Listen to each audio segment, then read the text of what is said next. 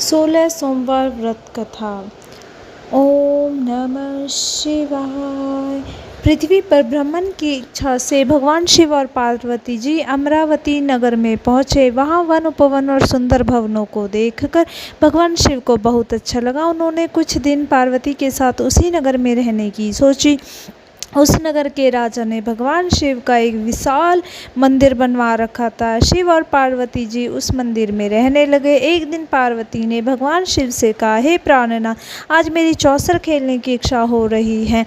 पार्वती की इच्छा जानकर शिव पार्वती के साथ चौसर खेलने बैठ गए। उन्होंने खेल आरंभ ही किया था कि मंदिर का पुजारी आ गया। पार्वती ने पुजारी से पूछा, पुजारी जी, चौसर के खेल में हम दोनों में से किसकी विजय होगी? पुजारी ने एक पल कुछ सोचा और झट से बोला, चौसर के खेल में त्रिलोकीनाथ की विजय होगी।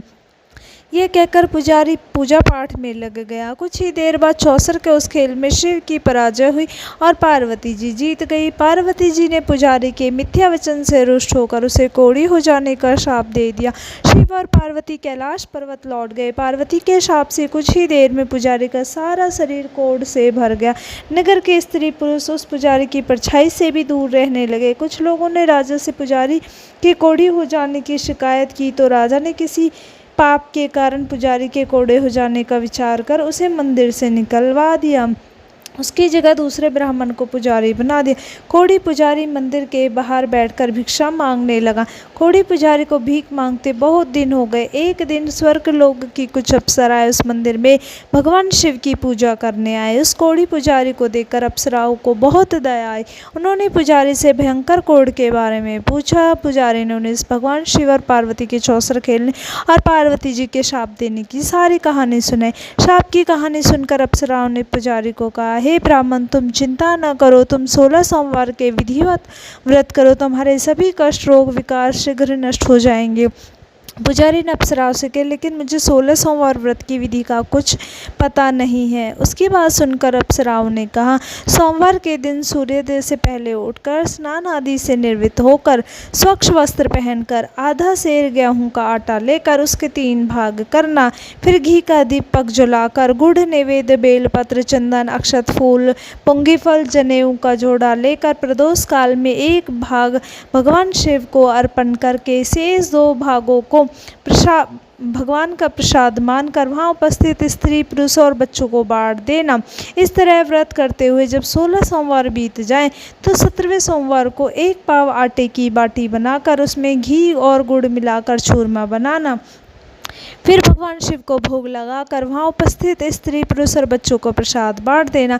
इस तरह 16 सोमवार व्रत करने और व्रत कथा सुनने से भगवान शिव तुम्हारे कोढ़ को नष्ट करके तुम्हारी सभी मनोकामनाएं पूरी कर देंगे। इतना कहकर सभी अप्सराएं स्वर्ग लोक को चली गई।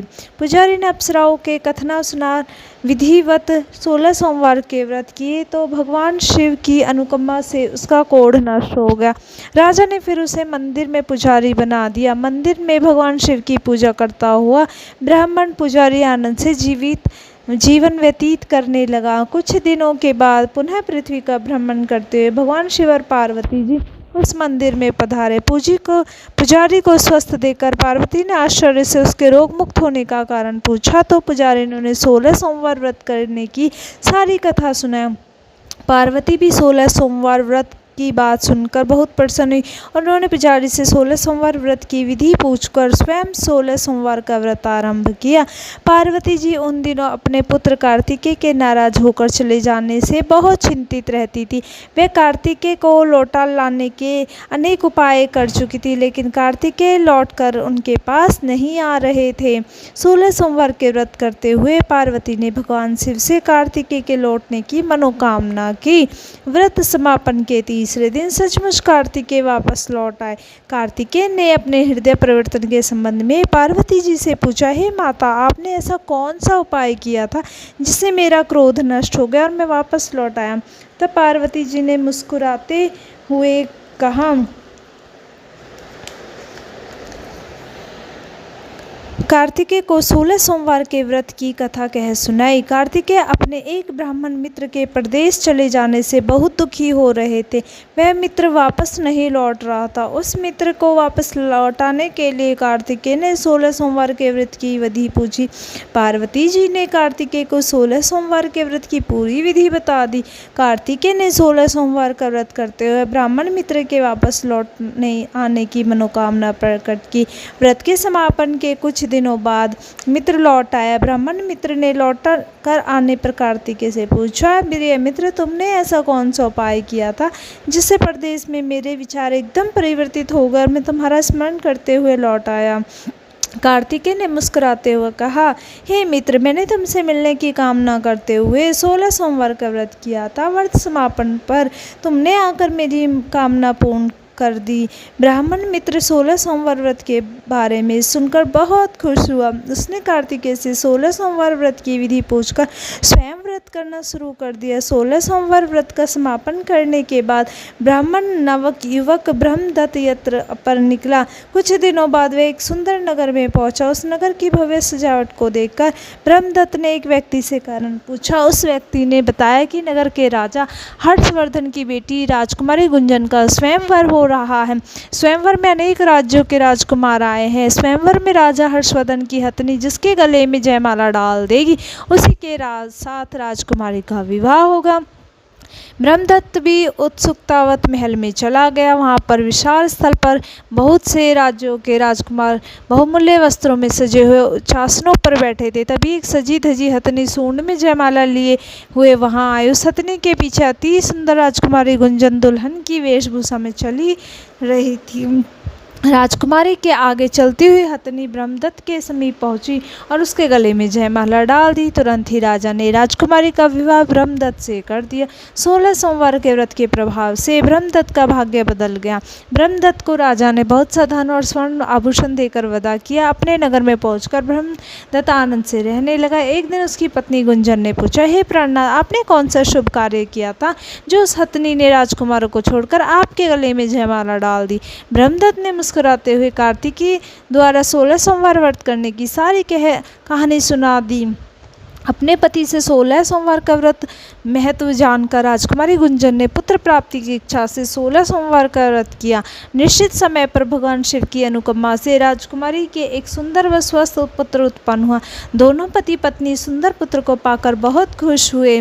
पुत्र जब 8 वर्ष का हुआ तो उसने अपनी माँ से एक दिन प्रश्न किया, माँ, तुमने ऐसा कौन सा पुण्य कार्य किया था जो मैंने तुम्हारे घर जन्म लिया? पुत्र के प्रश्न के उत्तर में हंसते हुए गुंजन ने बताया, बेटे, मैंने 16 सोमवार के विधिवत व्रत किए थे। सो भगवान शिव के आशीर्वाद से मुझे तुम जैसा गुणी सुंदर पुत्र मिला है। अपनी माँ से 16 सोमवार व्रत का महत्व जानकर उस पुत्र ने भी व्रत करने का संकल्प किया। माता पिता ने अपने पुत्र का नाम गोपाल रखा था। गोपाल जब 16 वर्ष का हुआ तो उसने राज्य पाने की इच्छा से 16 सोमवार का विधि व्रत किया। व्रत समापन के बाद गोपाल घूमने के लिए समीप के नगर में गया। उस नगर के राजा के महामंत्री राजकुमारी के विवाह के लिए सुयोग्य वर की तलाश में निकले थे। उन्होंने गोपाल को देखा तो बहुत प्रसन्न हुए। फिर गोपाल से उसके माता पिता के संबंध में बातें करके उसे अपने साथ महल में ले गए। वृद्ध राजा ने गोपाल को पसंद कर लिया और धूमधाम से राजकुमारी का विवाह उसके साथ कर दिया। 16 सोमवार के व्रत करने से गोपाल महल में पहुंचकर आनंद से रहने लगा। 2 वर्ष बाद वृद्ध राजा का निधन हो गया तो गोपाल को उस राजा का नगर का राजा बना दिया गया। इस तरह 16 सोमवार व्रत करने से गोपाल की राज्य पाने की इच्छा पूर्ण हो गई। राजा बनने के बाद भी गोपाल विधिवत 16 सोमवार का व्रत करता रहा। व्रत के समापन पर 17वें सोमवार को गोपाल ने अपनी पत्नी मंगला से कहा कि व्रत की सारी सामग्री लाकर शिव मंदिर में पहुंचे, लेकिन उसकी पत्नी मंगला ने पति की बात की परवाह ना करते हुए सेवकों द्वारा पूजी की सामग्री मंदिर में भेज दी। मंगला स्वयं मंदिर में नहीं गई। जब गोपाल ने भगवान शिव की पूजा पूरी की तो आकाशवाणी हुई, हे राजन, तेरी रानी मंगला ने 16 सोमवार व्रत का अनादर किया। इस रानी को महल से निकाल दे, नहीं तो तेरा सब वैभव नष्ट हो जाएगा, तू निर्धन हो जाएगा। आकाशवाणी सुनकर गोपाल बुरी तरह चौंक पड़ा। उसने तुरंत महल में पहुंचकर अपने सैनिकों का आदेश दे दिया कि रानी मंगला को बंदी बनाकर ले जाओ और इसे किसी दूसरे नगर में छोड़ो। सैनिक मंगला को जंजीरों में बांध कर ले चले तो उसने बहुत शोर मचाया, बहुत रोई चिल्लाई। मंत्रियों ने भी राजा से प्रार्थना की कि हे राजन, इस राजकुमारी के कारण आपको ये राजगद्दी मिली और आप इसी को महल से निकाल। राजा ने उन्हें भी ये राजगद्दी मिली है और आप इसी को महल से निकाल रहे हैं। राजा ने उन्हें भी आकाशवाणी की बात सुनाई तो वे भगवान शिव के प्रकोप के भय से शांत हो गए। सैनिक मंगला को समीप के नगर में छोड़ आए। महलों की रानी मंगला भूखी प्यासी उस नगर में भटकने लगी। तभी मंगला को एक बुढ़िया मिली। बुढ़िया ने मंगला से कहा, बेटी, यदि तुम मेरा सूत उठाकर बाजार तक पहुंचा दो और सूत बेचने में मेरी मदद करो तो मैं तुम्हें धन दूंगी। मंगला ने बुढ़िया की बात मान ली, लेकिन जैसे ही मंगला ने सूत की गठरी को हाथ लगाया तभी जोर की आंधी चली और गठरी खुल जाने से सारा सूत आंधी में उड़ गया। मंगला को मनहूस समझकर बुढ़िया ने उसे चले जाने को कहा। मन ही मन दुखी होती हुई बुढ़िया मंगला को बुरा भला कहती हुई घर लौट आई। मंगला धीरे धीरे चलती हुई नगर में एक तेली के घर पहुंची। उस तेली ने तरस खाकर मंगला को घर में रहने के लिए कह दिया, लेकिन तभी भगवान शिव के प्रकोप से तेली के तेल से भरे मटके एक एक करके फूटने लगे। तेली ने मंगला को मनहूस जानकर तुरंत घर से निकाल दिया। भूखी प्यासी रानी वहां से आगे की ओर चढ़ पड़ी। रानी ने एक नदी पर जल पीकर अपनी प्यास शांत करनी चाही तो नदी का जल उसके स्पर्श से सूख गया। अपने भाग्य को कोसती हुई रानी आगे चल दी। चलते चलते रानी जंगल में पहुंची। उस जंगल में एक तालाब था, उसमें निर्मल जल भरा हुआ था। जल देखकर रानी की प्यास तेज हो गई। जल पीने के लिए रानी ने तालाब की सीढ़ियाँ उतरकर जैसे ही जल को स्पर्श किया तभी उस जल में असंख्य कीड़े उत्पन्न हो गए। रानी ने दुखी होकर उस गंदे जल को पीकर शांत की। दोपहर को धूप से परेशान होकर रानी ने एक पेड़ की छाया में बैठकर कुछ देर आराम करना चाहा तो उस पेड़ के पत्ते पल भर में टूटकर बिखर गए। रानी दूसरे पेड़ के नीचे जाकर बैठी तो उस पेड़ के पत्ते भी टूट टूट कर गिर गए। रानी तीसरे पेड़ के पास पहुंची, वह पेड़ ही नीचे गिर पड़ा। ये देख वहां पर गायों को चराते ग्वाले बहुत हैरान हुए। ग्वाले मनहूस रानी को पकड़कर समीर के मंदिर में पुजारी जी के पास ले गए। रानी के चेहरे को देखकर ही पुजारी जान गया कि रानी अवश्य किसी बड़े घर की नवयुवती है, दुर्भाग्यवश दर दर भटक रही है। पुजारी ने रानी से कहा, हे पुत्री, तुम चिंता मत करो, मेरे साथ इस मंदिर में रहो, कुछ ही दिनों में सब ठीक हो जाएगा। पुजारी की बातों से रानी को बहुत सांत्वना मिली। रानी उस मंदिर में रहने लगी, लेकिन उसके भाग्य में कोई परिवर्तन नहीं हुआ। रानी भोजन बनाती तो सब्जी जल जाती, आटे में कीड़े पड़ जाते, जल से बदबू आने। पुजारी भी रानी के दुर्भाग्य से चिंतित होता हुआ बोला, हे पुत्री, अवश्य ही तुझसे कोई अनुचित काम हुआ जिसके कारण देवता तुझसे नाराज होकर तुझे इतने कष्ट दे रहे हैं। पुजारी की बात सुनकर रानी ने अपने पति के आदेश पर शिव की पूजा नहीं करने की सारी बात बताई। पुजारी ने कहा, अब तुम चिंता नहीं करो, कल सोमवार है, कल से तुम 16 सोमवार के व्रत करने शुरू कर दो। भगवान शिव अवश्य तुम्हारे दोषों को क्षमा करके तुम्हारे भाग्य बदल देंगे। पुजारी की बात मानकर रानी ने 16 सोमवार के व्रत प्रारंभ कर दिए। सोमवार को व्रत करके विधिवत शिव की पूजा अर्चना करके रानी व्रत कथा सुनने लगी। जब रानी ने 17वें सोमवार को विधिवत व्रत का समापन किया तो उधर उसके पति राजा गोपाल को रानी की याद आई। उसने तुरंत अपने सैनिकों को रानी मंगला को ढूंढ कर लाने के लिए भेजा। रानी को ढूंढते हुए सैनिक मंदिर में पहुंचे और रानी को वापस चलने के लिए कहा।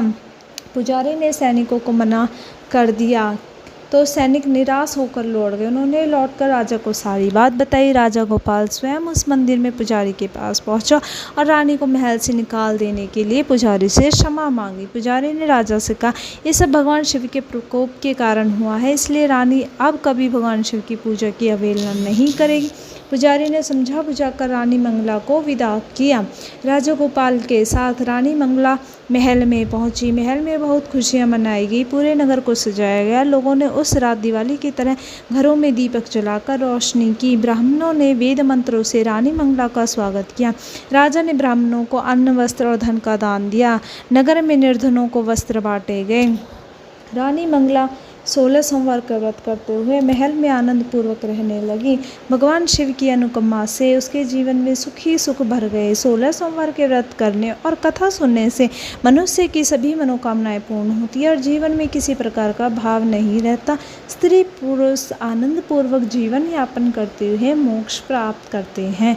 ओम नमः शिवाय, ओम नमः शिवाय, ओम नमः शिवाय।